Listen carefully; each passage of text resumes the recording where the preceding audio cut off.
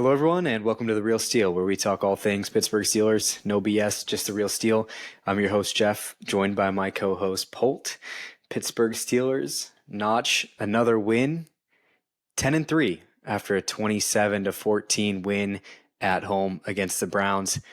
Man, 10 wins, Polt. We said it at the end of last episode. We might have to start talking playoffs. It's looking like the real deal for the Pittsburgh Steelers.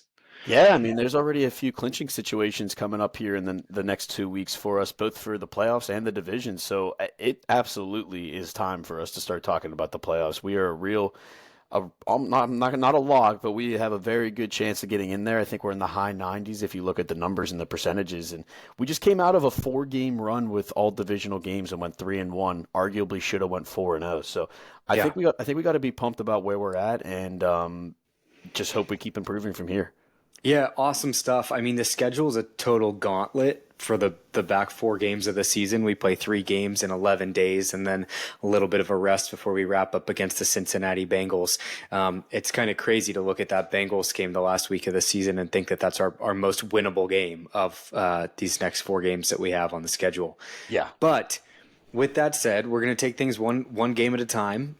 We can start by kind of breaking down and recapping this Browns game that we just sat through and watched on this past Sunday. And then I think we can have a little fun. I think maybe we can talk a little bit of those playoff scenarios that you mentioned. So let's go ahead and dive right in. I will say 27-14, the Steelers cover the spread pretty comfortably. Russ throws 2 touchdowns. I think overall the Steelers look pretty good in all 3 phases of the game, but it doesn't necessarily feel like we won by 13 points. I think kind of a slower start at the beginning of the game. And we had talked a little bit that it didn't seem like we won super handedly, even though, we ultimately did. We only gave up 2 scoring drives to the Browns, so that looks pretty good from a defensive standpoint. Once I believe in the first quarter and once in the fourth quarter. Yeah. And the Steelers, notched a good amount of scoring drives together ourselves. 1, 2, 3, 4, 5, 3 touchdowns and 2 field goals. So, pretty good in terms of improvement on kind of the red zone component since the mini bye. Defense really stepped up and played well at home. I think aside from maybe the coverage component of special teams played a really good game. What stands out to you, or where do you want to go first with this? Yeah, I do agree with you. I think I texted you that it didn't feel like we were winning pretty handedly. It felt like it was a weird game, and I think that's because we had the ball so many times in the first quarter. We had 4 3-and-outs out of our first 5 drives, and that extended into the second quarter. So, and then 2 out of our last 4 drives were also 3-and-outs. So that's a total of 6 3-and-outs, which we aren't really accustomed to seeing with this year's Steelers. It's weird to say, but we have been much better at not having 3-and-outs. So I think that's where the comfort level maybe diminished for us, or where we didn't feel all that comfortable. But looking back on it too, though, I think I did feel a little comfortable. I don't know if I ever felt nervous about the game. You and I were talking about a lot of other things, including, the Penn State playoff game. And I felt like it was always in the bag. It might not have seemed like it or looked like it or felt like it, but I think it was always in the bag, and I don't think there was any real threat of the Browns kind of getting us in this one. Yeah, I totally agree. Let's talk about things from the offensive perspective first. Russell Wilson, a pretty clean, pretty solid day. 158 yards through the air, that's it. 2 touchdowns. Spread the ball around a lot, though. We've mentioned, I think, throughout this season how Russ has done a really nice job of kind of utilizing all the guys kind of that are there and available to him. We had passes in this game to Pat Freiermuth, Scotty Miller, Mike Williams, Jalen Warren, Van Jefferson, Calvin Austin. He even targeted Darnell Washington. Pruitt had a catch. Cordell Patterson had a catch. So, really utilizing everyone that the Steelers had. And I think a big part of this too is we got to talk about the absence of George Pickens.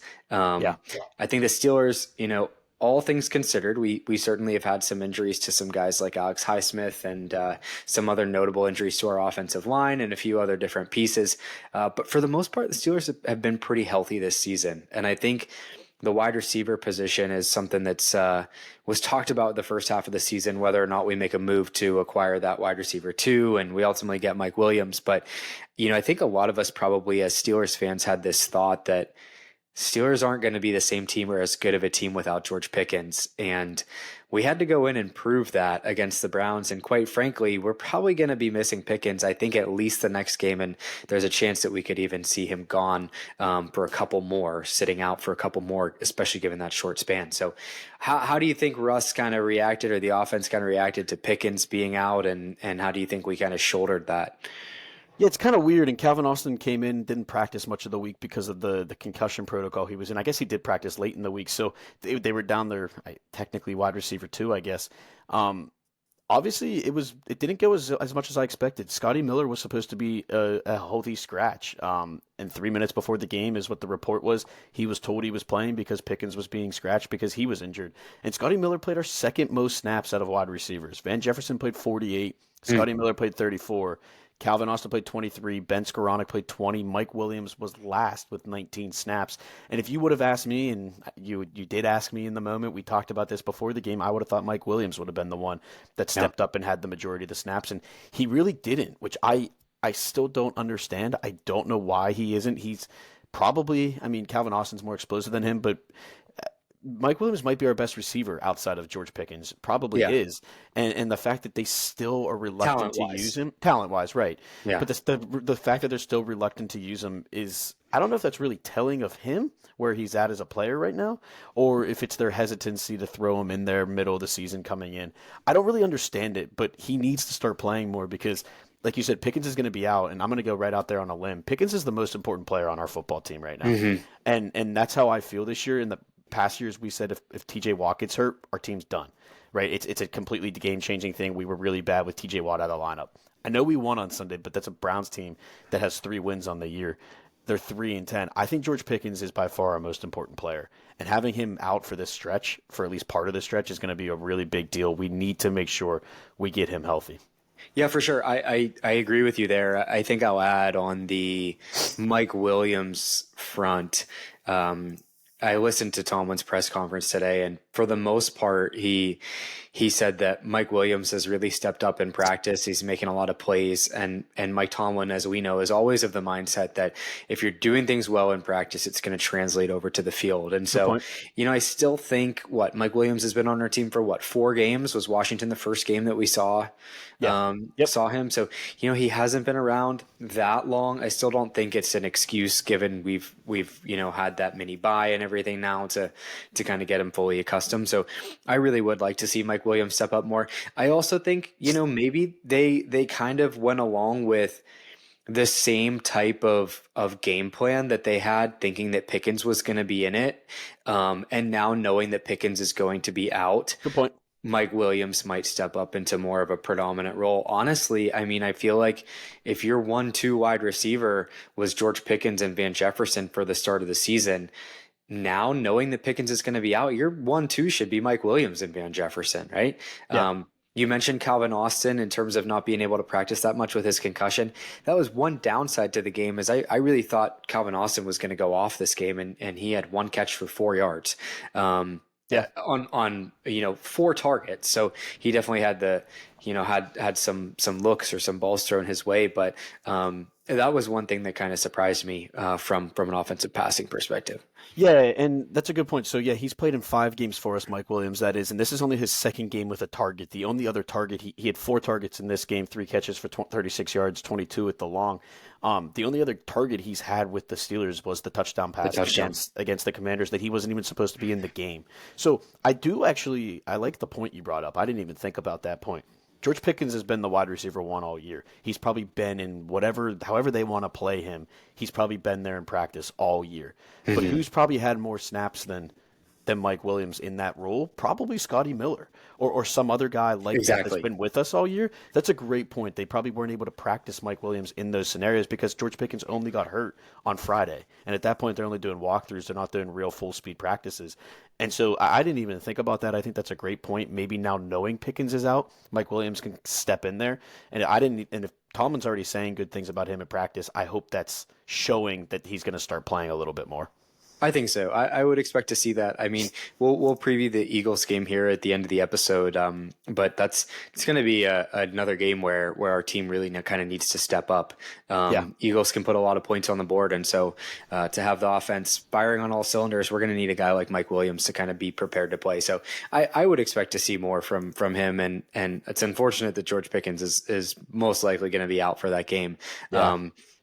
Again, we'll talk about it in a minute. I don't know about our likelihood of winning there, just to be totally honest with you, but we'll get there when we get there. Yeah. To your point about Russ, though, spreading the ball around, he's now targeted, or I think he's had 12 different receivers catch a pass over the last 2 weeks. That's a large number. That's a Yeah, lot of people. I think it's probably all of our eligibles other than Connor Hayward. I think he's the only guy because all three running backs, the other three tight ends, and six wide receivers have all caught a pass over the last 2 weeks. It's probably just Connor Hayward. So, yeah, really spreading the ball yeah, around, or trying an to get everybody. Right, eligible lineman, right, or right, whatever, right. But so that's good. He's spreading the ball around. or Yeah, Fields. or Fields. Yeah, maybe that will happen. But I think your point about Pickens, yeah, this is a huge stretch of our year, and we're talking about playoff clinching scenarios, and it would be great to have him. But we're also talking about playoff clinching scenarios with 4 to go, which means we're kind of in a good spot right now. We're 2 games up on Baltimore in the division. Maybe this is the right time of the year to make sure we get George Pickens fully healthy so that later in the year, come the playoffs, come that last week, if we need to clinch, he would be available and fully healthy. This is, like you said, I think you texted this to me. It's similar to Alex Highsmith's injury. I think he sat out 4 weeks, maybe 5 weeks. So I think we need to make sure that I would rather him sit out now than sit out in the playoffs. Yeah, no, for sure. Makes total sense. Let's talk about the run game. Before we do, I just want to really quickly say, I saw a stat from Dan Orlovsky that says in 7 games with Russell Wilson as a starter, Yeah. Pittsburgh has the most explosive pass plays in the NFL. 25% of completions for 20 plus yards. I also saw something that said we lead the AFC in large chunk plays or something like that, trailing only behind the Minnesota Vikings in the entire NFL. So you gotta give credit to Mike Tomlin for making this move to Russell Wilson. I mean, it's pretty easy for us to look back now and say, yeah, it was the right thing to do. But in the moment, man, we didn't want it. Nope. Most Steelers fans didn't It want it, sounded like the team didn't necessarily want it. and you are able to make that move, Mike Tomlin. Kudos to you, because now look at what the team has been able to do. The offense looks like it's a championship caliber offense. The defense is arguably playing better because they're on the field for less time. Yeah. Special team, like this team is rallying, and I think the locker room component is too. Like we mentioned in previous episodes or previous weeks, how this team is rallying around Russell and what he's able to do. So I just wanted to leave it at that. I mean, the production's there, but this team, from an offensive perspective, feels special. Well, and to put that in perspective, just another stat for you. Since between 2022 and 2024, Russell Wilson has 4 2+ passing touchdown games. Every other Steelers quarterback combined has 3. Wilson has done his in 7 starts. The other Steelers starters in that time have done it in 40 starts. So it's just night and day from the last 3 years as it is to, and even the beginning of this year, 3.5 years, than it is to this year. I know Fields was giving us a lot of rushing touchdowns, but yeah, the passing offense is just so much different. Yeah, totally agree. All right, let's talk rushing real quick. Just in terms of kind of a stat breakdown, so to say. We're kind of looking at the box score here. 16 carries for Najee, 53 yards, and a touchdown. Jalen Warren with almost 50 yards, 47 on the ground. Russ had a couple scrambles, and Cordell Patterson involved in the game too. 120 yards total team rushing, so we're over that century mark. But I don't feel like our rushing game was anything to kind of write home about in this game in particular. Do you kind of have the same thought there? Yeah, I unfortunately do agree with that, and I think that we go back to why I keep saying George Pickens is the most important player on the team right now. I think this Browns defense is good. We need to remember that this defense is good. They struggled early in the year, but remember they were playing a completely different game with Deshaun Watson at quarterback. They were on the field every 4th play. So their defense is good, and they were able to, in my opinion, key on the run because what were they afraid of? We didn't have George Pickens. What did they think we were going to do with our passing game? And to be honest with you, we only threw for 158 yards. So it's not like we were beating them downfield or are real Right. scary in the passing game. So they were able to key on it. But I thought overall we ran the ball pretty well. Jalen Warren, I mean, if he can hold on to the football, knock on wood, he didn't fumble it this game. But if he can hold on to the football, he's been running with an attitude and really, really playing well back there. I hope he can continue 9 for 47. He added 2 catches for 25 yards. Najee 6 for 53. I thought Najee ran well too. I mean, like you said, I want more out of the running game, but I am worried that it's going to take a step back now that Pickens is going to be out for a few games. Yeah, interesting in that this was a game where the Browns ran more plays than us. They actually Yeah, outgained us in terms of total yards. Time possession was totally even, but Browns had 20 first downs. Steelers had 15. So one could maybe argue a little bit more production from the Browns side, but yeah, I just think the rushing game was, it certainly helped get the job done. yeah, I do think that we are seeing some really solid performance out of our offensive line, yeah, which I think has made a huge difference in helping the run game here. Russell Wilson was only sacked once. Browns did have, I think, a good handful of tackles for loss, but generally speaking, when you have a good week with Zach Frazier and with Broderick Jones and the rest of the group and Dan Moore, I mean, this offensive line is young, and yeah, I think the most important thing that we have learned over the past few years is you build the trenches, you can build a really good team around that. And you look at the biggest changes the Steelers made this offseason, right? You brought in Arthur Smith, you invested in the offensive line, and you made a change at quarterback. And those three things have put us in the position that we're in. And I yeah. don't think that the offensive line component should be discounted at all, because I think that arguably might be one of the most important ones. Yeah, I agree. And this goes back to what we talked about, last year and a few years ago. This is the Andy Weidel effect on the front offense, right? He came from the Eagles. He built their front seven, their trenches, and it's really starting to shine for us, which is awesome to see. Before we get off the run game, I just wanted to point this out. Najee Harris right now is sitting at, through 13 games, 877 rushing yards. Mm-hmm. So that means he's 123 yards away from 1,000. That would be his fourth straight season to start his career with 1,000 yards. He also will become the first player since Adrian Peterson to get 1,000 or more yards and 5 rushing touchdowns in each of their first 4 seasons. So I know we have there's up and down opinions about Najee, but he has been productive and he has been good for us. And being compared to a guy like Adrian Peterson is not a bad thing. So good for him. Yeah, and on that note, I think it's a good point here just to play a little devil's advocate in that, 1,000 yards rushing is not a massive accomplishment, I would say, anymore in 17 games. It's not like you're having like a consistent, or I shouldn't say consistent, maybe a significant amount of production. I think it's certainly a really, really good accomplishment. But what I think is most impressive out of what you mentioned in terms of 1,000 rushing yards in 4 seasons in a row is the durability component of it. I True. feel like you don't really see that, and you don't really consistently see these running backs perform at that level of consistency year after year after year.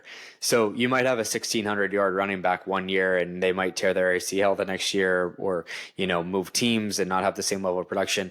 Najee Harris is really, really consistent. And so I think that, yeah, and also I know I'm playing devil's advocate. I don't want to totally downplay what that stat line is because it's great. But I think like one of the most important things out of that is not the numbers themselves, but the consistency. Yeah, and I mean that's a great point, and I think that's partly what makes it even easier. I know that, or even better of an achievement. I know it's only like 59 yards a game if you play all 17 games for you to get 1,000 yards, which doesn't seem Right. like a lot. But how often do running backs actually get through a year, like consistently get through the season fully healthy? True. I mean, and play 17 games, probably not a lot. I'm looking at this; it looks like 12 to 15 is the number of running backs that usually get 1,000 yards going back the last like 5 years.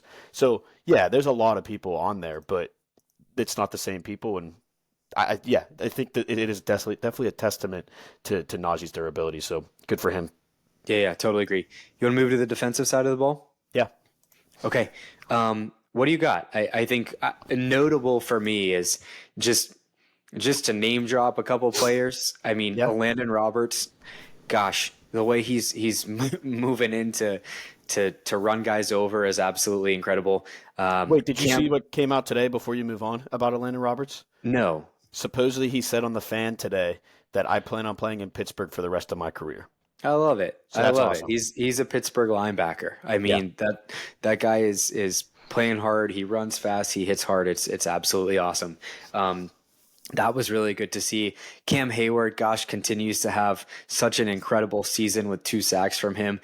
Deshaun Elliott, Patrick Queen, like these guys are playing pretty well. Joey Porter had a pretty clean game, right? I think he had 1 penalty in this Yeah. game, which is definitely better than 6. Third in terms of tackles on the team. James Pierre stepped up.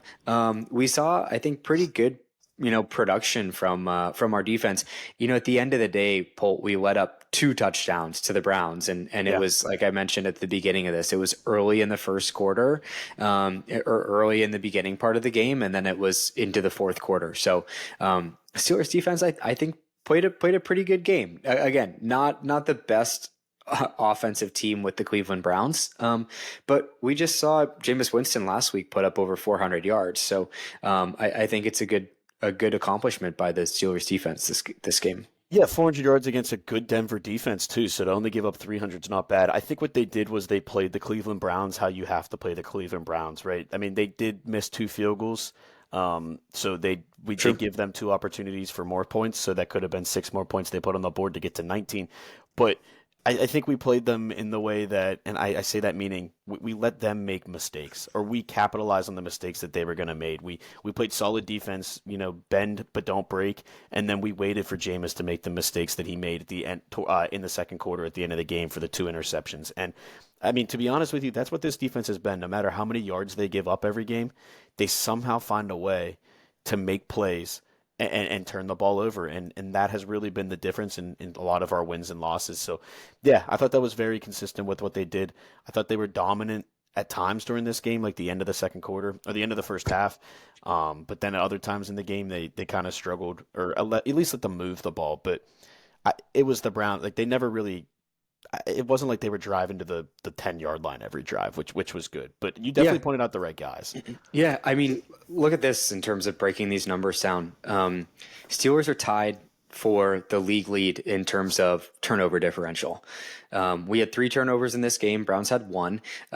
We're sitting up at the top of the league, tied with the Buffalo Bills with a 17 differential. So that means that we have 17 more turnovers than we've actually turned over the ball. If you break that down, 15 interceptions and 13 fumbles, so 28 total takeaways that the Steelers have, that leads the league. That's more than the Bills. That leads the entire league. The closest behind us is the Vikings. They have 1 less. Yep. There's only a handful of other teams, though, that have more than 20 takeaways. So we're nearing 30 to lead the league in takeaways. And of course, the differential is great. And on the flip side of things, we're not giving the ball away that much. We only have 11 turnovers. That puts us in the bottom 1, 2, 3, 4, 5, 6. So in the 26th or 27th team in terms of turnovers with 11. We have 4 interceptions and 7 fumbles. Russell Wilson and for what it's worth, Justin Fields did a really good job protecting the ball.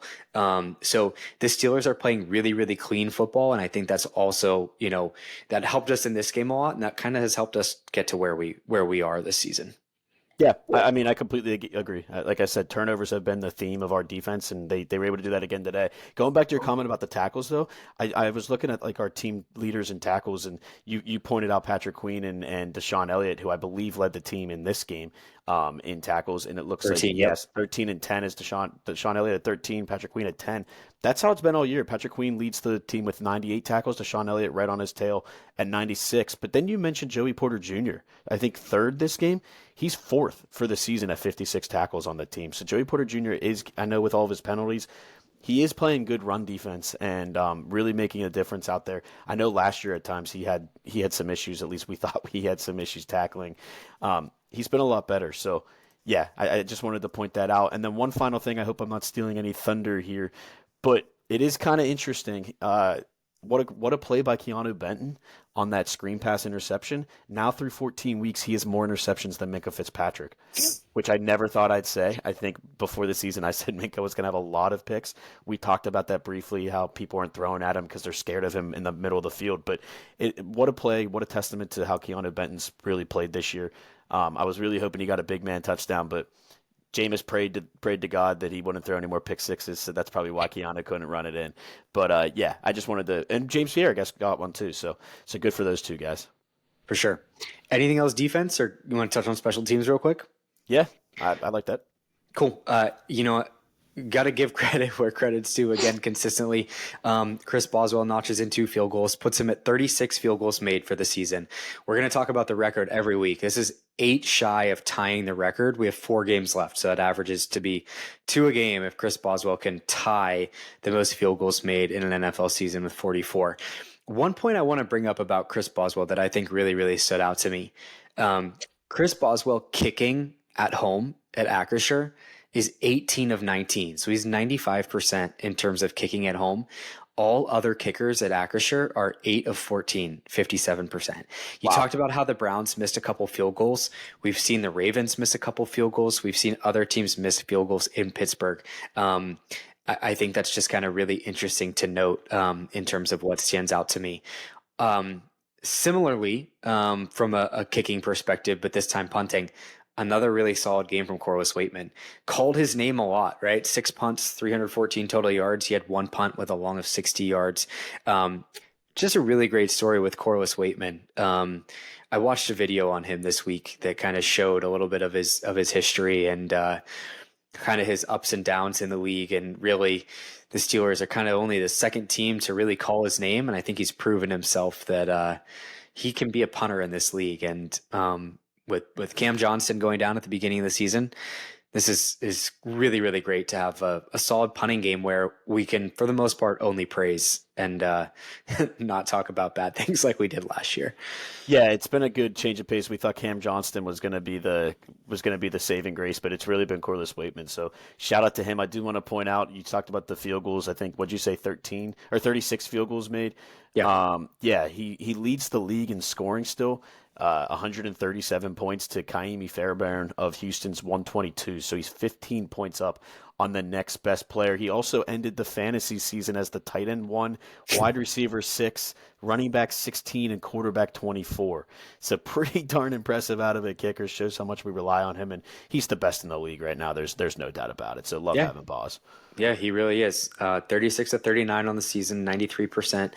Just in terms of where that sits across the entire league, if I look strictly at percentage, yeah, I mean he's number 7, and that's even looking at a couple guys who have less than 10 kicks. So just awesome stuff out of Chris Boswell. Good production overall from the special teams side of the ball. I don't think our coverage component was great in terms of letting up returns, but Ben Skoranek, man, my guy, made another really awesome play. I think Kadarius Toney fumble, that's hilarious. And I think that led Kadarius Toney to get cut by the Browns today. So, well, you know the punt before, he taunted Ben Skoranek, got called for a penalty, and then the next punt he fumbled and Skoranek recovered it. I thought that was poetic justice. A little bit of karma, right? Yeah, poetic justice for sure. Okay, cool. Let's do a balls and let's do a jag off. Can I go first? Absolutely. Okay. Mentioned his name very briefly, mentioned his stat line. I hope I'm not taking anything away from you here, but I got to give my balls of steel to Cam Hayward. Cam Hayward with 5 tackles on the day, 2 of those tackles for losses, 2 sacks. Cam Hayward at the age of 35 is having himself an incredible season. Yeah. He leads the NFL in sacks, quarterback hits, passes defended, and is second in tackles for loss for all defensive tackles. Cam Hayward is just truly showing up and playing real ball here. I have no complaints with what Cam Hayward is doing, and to have that level of production, it's like, take his age out of the equation, right? Just talk about him as a player, and the level of or the caliber at which he's playing in general, is one of the best defensive players in the league right now. So, yeah, Cam Hayward, hell of a game with 2 sacks, making his presence known. Absolutely love it. Yeah, and I mean, I mentioned that Joey Porter Jr. was fourth in the team in tackles. Cam Hayward's fifth. He's tied with Peyton Wilson with 55, one behind Joey Porter. So 55 tackles, 8 sacks, 10 tackles for loss, 8 passes defensed. The last time somebody's had those stats in their first 13 games was J.J. Watt in 2012 and 2014, and he's a multiple Defensive Player of the Year winner. So Yeah. Cam Hayward is playing lights out. Honestly, what I'm seeing is T.J. Watt is the odds-on favorite, actually like favored -190 to win Defensive Player of the Year. I believe, and this has been floating around, and I can't disagree at all. Cam Hayward might be more deserving than T.J. Watt this year. So props to him. Big shout out to him. He's really kicking butt. I did consider Cam Hayward. I have some alternates. I considered Mike Williams, because I did think he played a difference in that game, and really them stretching the field with Mike Williams really made a difference. It was kind of a ticky tack pass interference on him. I thought he made a couple good plays, but really who I think I'm going to give it to is I'm going to give it to the man who returned this week, and I'm going to give it to Alex Highsmith. Alex Highsmith only had 1 sack, 3 tackles, 2 QB hits. Sounds like a pretty mediocre stat line, but it really isn't. In his return to the lineup, he played 42 snaps, which is 58%, and he generated a team high 6 pressures, 1 sack, 2 run stops. And we're talking how good Herbig's been, and obviously how good TJ is. But Alex Highsmith is a really important piece to this defense, and having him out there just allows TJ. We saw TJ, I think, off the field a little bit more this week.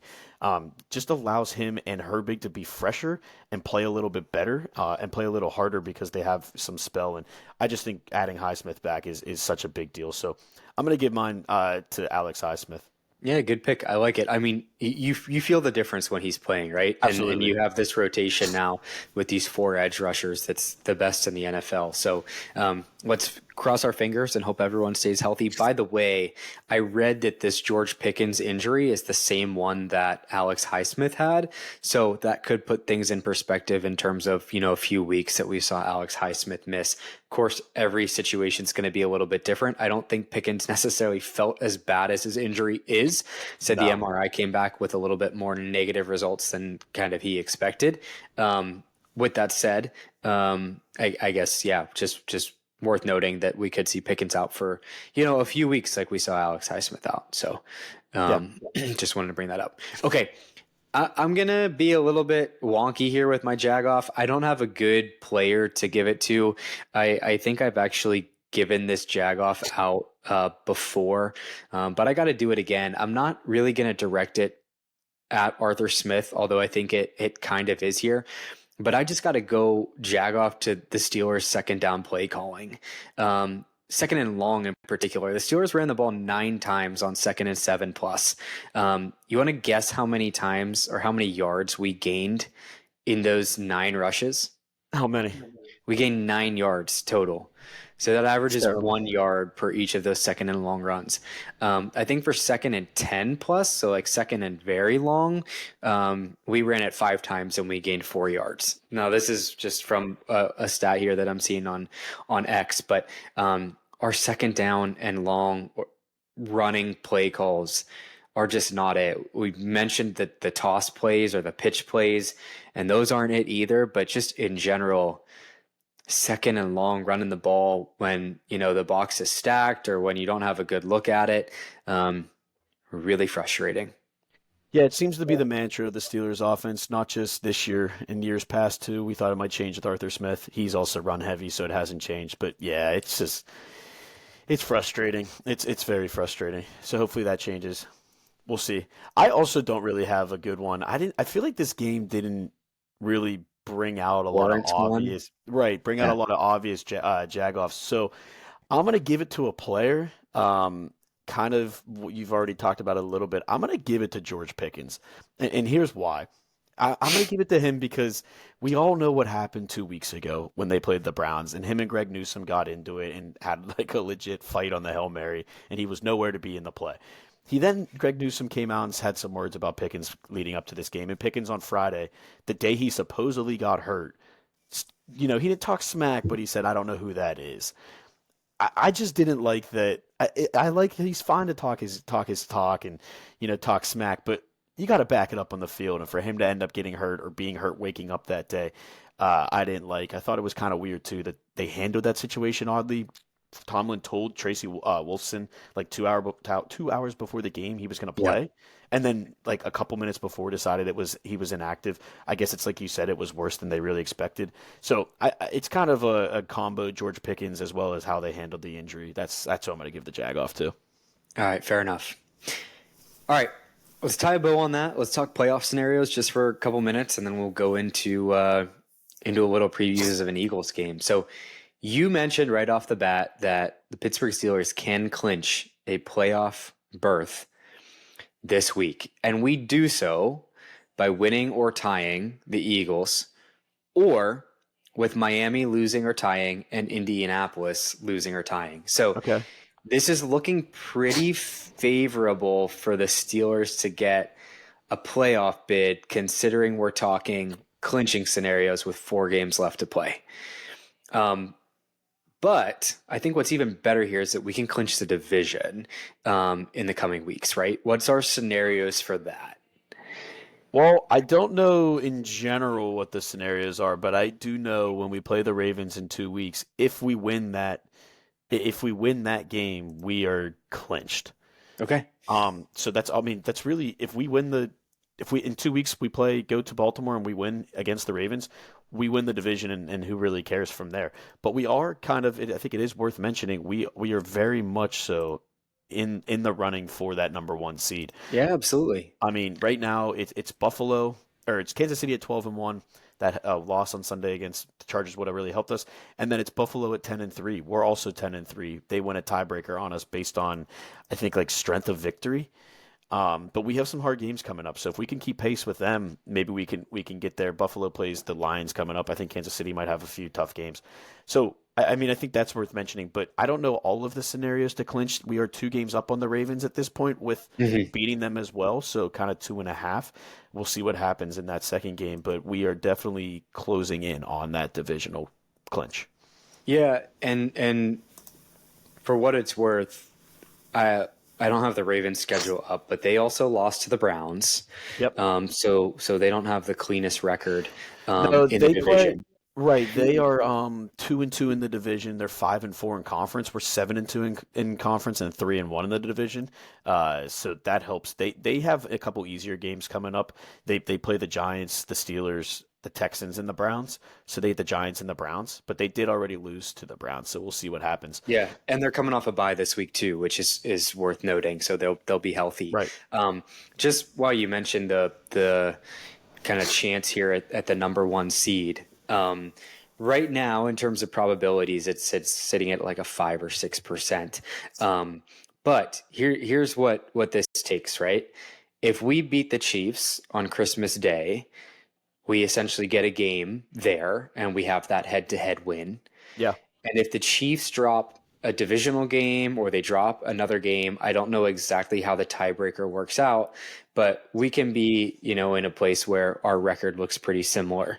There is definitely a chance that the Steelers can, if we win out, I think our likelihood of that number one seed is pretty high, I would say, because the Chiefs, you mentioned who the Ravens have left to play, but the Chiefs have the Browns, the Texans, and the Broncos. Probably will win some of those games, but that Broncos game at the end of their calendar, or the end of their schedule, the Broncos are going to be fighting for a playoff position. The Broncos also almost beat them at Arrowhead. They got a last minute field goal blocked, Yeah. and this one's going to be in Mile High in Denver. So. Um, we got to take care of our own business first, but that one seat's not fully out of the question. So, Well, and um, I think it's worth mentioning too. We should mention it for us as well. We've been talking about it all season. This is our stretch of 3 games in 10 days. The Chiefs have the exact same thing. They have the Browns on a Sunday, then the Texans on a Saturday, and then us on a Wednesday for Christmas. So, yeah, they're going through, and so are the Eagles or the Ravens. I'm sorry, the Ravens as well. So 3 of these teams that we care about are playing 3 games in 10 days, which is not yep. going to be easy. So I think that is worth mentioning. I will say for the Bills. Winning out for us is the best case because the Bills play the Lions, the Patriots, the Jets, and the Patriots. So they have three pretty easy games, although they are division games. So you never know what happens there. But if we'll see what happens with the Lions this week. But they might be a hard team to pass up. Yeah, for sure. Okay, let's move Well, into. one last thing before we move Let's hear on. it. Did you watch Hard Knocks? No. Okay, for anybody out there, I think if you can get a Max account or get a free trial, it is worth watching. It releases, again today, but it was really cool. I just wanted to mention that they did a lot of Steelers stuff because the Steelers played the Bengals, and it was really cool seeing the Steelers and Bengals prepare for the game at the exact same time on the screen. Very, very cool. I think this upcoming week will be awesome too because it's us and the Bengals. The Ravens didn't play, or us and the Browns. The Ravens didn't play, and the Bengals played Monday. So I think it's definitely worth watching. It's cool to see the inside and how Mike Tomlin really treats these guys. You can tell why they like him and why that building has such a good culture right now. And he really called out Nick Herbig last week against the Bengals, and he shined and really proved them correctly. So it's just cool to see the insides. We've never seen that with the Steelers, so I do encourage everybody to go watch that. I'm excited to watch it. I just haven't had the chance to yet. So Yeah. I'm looking forward to it. Okay. Let's talk the Keystone State Battle. Sunday 425 game. Steelers playing at Lincoln Financial Field in Philadelphia. Opening right now is, I guess not opening. Current spread sits at the Steelers being 5-point underdogs. Let's put it bluntly. The Philadelphia Eagles are a really, really good football team. They're 11-2. Yeah. They're 5-1 at home. They have a really, really good dual threat quarterback. They made arguably the biggest acquisition in the 2024 season, bringing Saquon Barkley onto their team, who just set the Eagles single season rushing record. They have a really good wide receiver core with AJ Brown, and with what's his face, number 6, Devontae Smith. Yep. So just a really, really high powered offense with this Eagles team here. Now they are coming off a win last week against the Panthers, 22-16. So it didn't fully kind of showcase their talent and everything that they have there, but the Eagles are good team, good on the offense, and they're good on both sides of the ball too. They have a young defense. They have a couple of rookies that have slotted in really well into their secondary, and it's going to be a really big matchup for the Pittsburgh Steelers. I don't know how I feel about it. Actually, I kind of do. I don't necessarily think we're going to win this game, but I think I certainly can be proved wrong.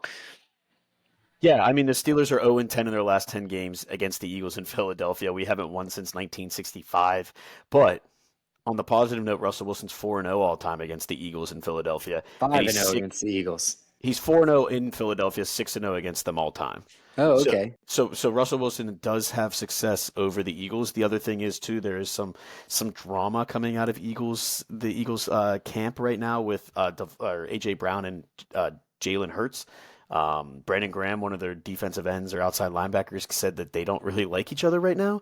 And AJ Brown said after the game that the biggest thing they need to fix is their passing game, which is crazy after a victory to be saying. So there might be some drama, might be some tempers flaring in that locker room. Hopefully we can catch them sleeping or, in that bad state. But here's the stats. Like you said, they're an awesome team. They're 8th in the league in points scored, 26 a game. They are 31st passing the ball, which I kind of just talked about. They only average 180 a game. That is our weaker part of our defense. So hopefully we can continue to hold them. They do have 2 really good wide receivers, though. They are first. Well, in and rushing. Devonta Smith had been out for quite a while, and AJ Brown missed a few games too. And Goddard's hurt. Their tight end has been hurt. So yeah, I mean that's probably reflective there. I think those 2 wide receivers are going to be back. Dallas Goedert's on IR, so we won't see him. But both of those wide receivers back is going to be dangerous. They are first though in rushing. They average 190 yards a game. We are the 4th best defense in rushing, only averaging 91. So that's a strength on strength. It's hard to stop Saquon Barkley, but hopefully we can slow him down. Really, I think the biggest thing is not allowing the big runs. I hope this isn't like San Francisco week 1 last year where we gave up a bunch of big runs to Christian McCaffrey. We need to just hold him to nothing more than 15 or 20 yard gains. On the defensive side of the ball, they're great there. Like you said, they're young. They're 2nd in points allowed, allowing 18 per game. They're 2nd against the pass and 8th against the run. So it's going to be tough sledding for our offense for sure, especially most likely without George Pickens. Yeah, we'll see. It's going to be if we win, it's going to be a low scoring game. I don't know what the over under is, maybe like 42. I would probably play the under if you think the Steelers have any chance to win this game. Yeah. I'll be totally blunt. Well, before I do so, you stole my Russell Wilson stat with him being undefeated against the Eagles. Maybe that's our silver lining here. One other thing though that does play in our favor: the Steelers are 5-0 as underdogs this season. We've won 7 straight games as outright underdogs dating back to last season. So Mike Tomlin does a good job as an underdog, and I think that definitely might play a little bit into this. That said, I think, unfortunately, a multitude of different factors here coming into play. I think being on the road in a tough place to play, and I think missing George Pickens are going to take a toll on us. And I'm not going to give a score prediction. I never do, but I actually don't think the Steelers are going to win this game. But I'll look to you for your official score prediction. Can my bold prediction count as a loss? Like, is that?